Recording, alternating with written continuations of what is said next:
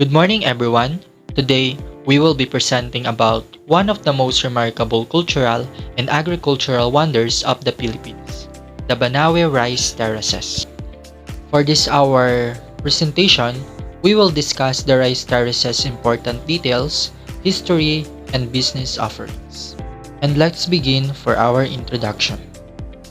The Ifugao Rice Terraces are UNESCO World Heritage Site and tinawag siya bilang the eighth wonder of the world. It built 2,000 years ago by the Ifugao people in the mountains of the Philippines. And these terraces showcase their advanced farming and engineering skills. More than just beautiful landscape, the terraces represent a deep connection between humans and nature. The Ifugao people have maintained them using traditional methods including cooperative labor or yung tinatawag nating bayanihan, and spiritual beliefs tied to rice farming. These terraces remain an important part of their culture and heritage today. Next naman po is for the important details. Ang rice terraces po is matatagpuan siya sa Ifugao Province ng Philippines. For UNESCO inscription, 1995 Cultural Heritage Site, and it built over 2,000 years old na po. And then for the cultural value, developed by the Ifugao people with traditional and sustainable farming techniques. For the notable terraces naman po is rice terraces in Banawe, Batad, Mayayaw, Hapao, and Kaingan. Altitude is up to 1,500 meter and 4,900 feet above sea level. For engineering marble, built with stone and mud walls contouring to the natural form of the mountain. For irrigation system is utilizing water from mountain forests and spring. And for the threats naman po is preservation phase, modernization, climate change, and migration today. Next is the history of the Ifugao Rice Terraces. Did you know that the Ifugao Rice Terraces are over 2,000 years old? Yes, you heard that right. These terraces were built by our ancestors, the Ifugao people, using only their hands, stones, and mud to shape the terraces according to the mountain's natural contours. It is considered an engineering marvel because, despite its high altitude location, it has a natural irrigation system that channels water from mountain forests and springs.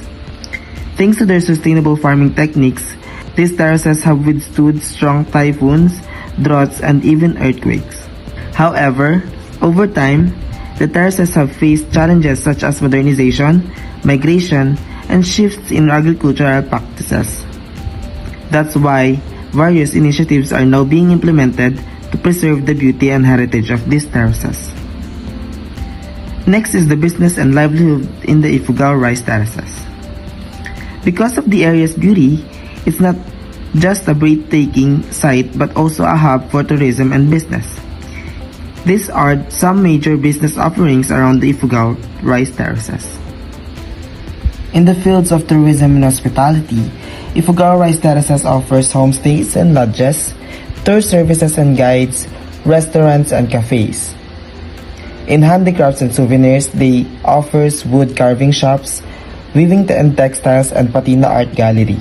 Slide describes the three main agricultural and local products. So first is Taniwan rice production. This involves cultivating and selling a specific heirloom variety of rice, typically processed into rice wine or a rice brew. Heirloom varieties are older, traditional types of crops, often prized for their unique flavors or characteristics. So next is taro-based products. This refers to various food products made from taro, a root vegetable. The example given is ice cream, but other unique food processing methods could be involved. So last is coffee and cacao farming. This highlights the cultivation of coffee and cacao, the source of chocolate locally in Ifugao. The products are likely processed into coffee and chocolate products for sale. So in short, this slide showcases the agricultural diversity of our region, focusing on locally grown and processed foods. The emphasis is on unique possibly tradition products. So next slide is details to key cultural and eco-conservation initiatives focuses on the Ifugao Rice Terraces. Save the Ifugao Terraces Movement or SITMO. This initiative centers on promoting sustainable agriculture practices within the rice terraces. The goal is to balance the economic needs of the community with the preservation of this important culture and natural heritage site. Sustainable agriculture aims to maintain the productivity of the land without damaging the environment. So next is community-based agroforestry. This initiatives integrates Moyong, traditional Ifugao forest management system into agricultural practices. Agroforestry combines trees and shrubs with crops, creating a more biodiversity and sustainable farming system. The Moyong system likely involved carefully managing forest resource to ensure long-term benefits for the community and the environment. So overall, these initiatives is to boost the local economy while simultaneously protecting the Ifugao culture and the unique rice terraces, which are a UNESCO World Heritage Site. The approach is one of sustainable development, balancing economic growth with environmental and cultural preservation. So, in conclusion, the Ifugao Rice Terraces demonstrate the unique ingenuity, resilience, and culture of the Ifugao people.